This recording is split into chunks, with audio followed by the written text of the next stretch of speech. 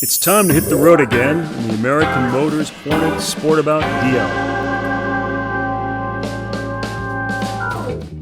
I'm going to visit Father Tom Lamont, the pastor of St. Aloysius here in Spokane. Let's ride.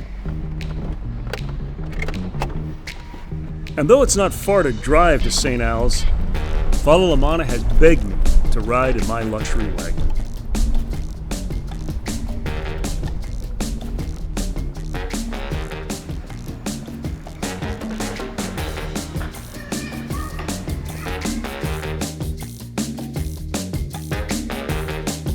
Tom, come on, let's go.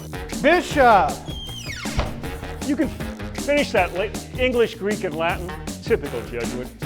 Bishop, it's my training. So Tom, what kind of car did you have growing up?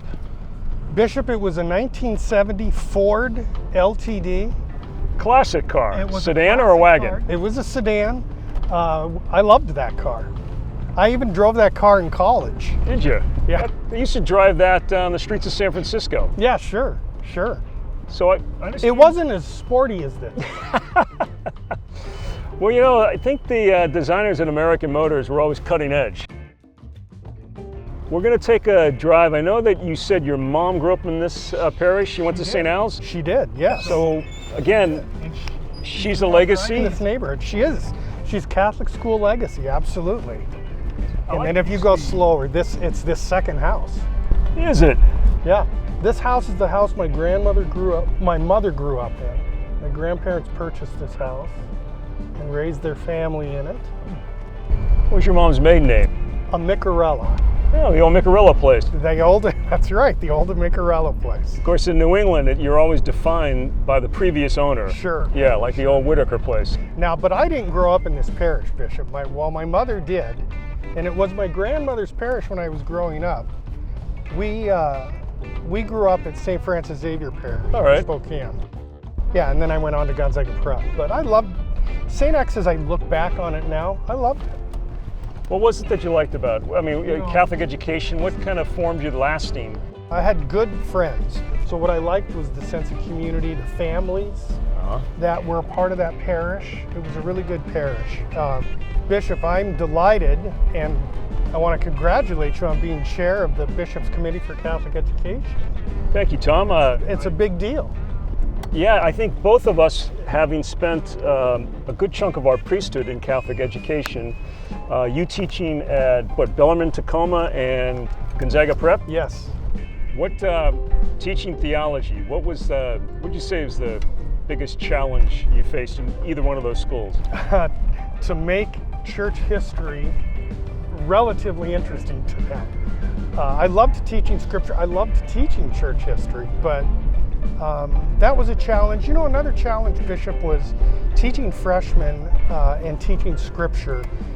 Some kids that weren't coming from Catholic schools would automatically think they were way behind the kids coming from Catholic schools, which they really weren't, based on what we were teaching. But it was the confidence that made the difference. And so I always tried to encourage them to have more confidence that they could learn all this stuff. I taught, as you did, every grade level. But one of the things I think was important was the Catholic school kids, for a kid coming out of public school where you can't talk about faith and religion and question anything about God in the public school, to be actually in front of peers who can speak about faith. I thought those kids were good for the kids coming out of public school and non-Catholic kids. But what the non-Catholic kids did in many ways was ask questions so that the Catholic school kids who thought, well, geez, that's just, I kind of, I believe this, or at least I know it, it helped them. So Tom, having been a graduate of a Catholic grade school and Catholic high school and university, obviously a Jesuit priest now, and pastor of a parish with a successful school, what is it about Catholic education that I think you're grateful for, or I don't know, that just said, hey, I'm proud to be the pastor of St. Al's where we have a Catholic grade school? I think that it's an education that grounds you in morals and ethics. It grounds you in a relationship with Jesus Christ. And I think we're much more intentional about that now in our schools. Not that it wasn't happening before, but it was just kind of part of the air, you know? Yep. And we're much more intentional, and you see it in I see it in the kids.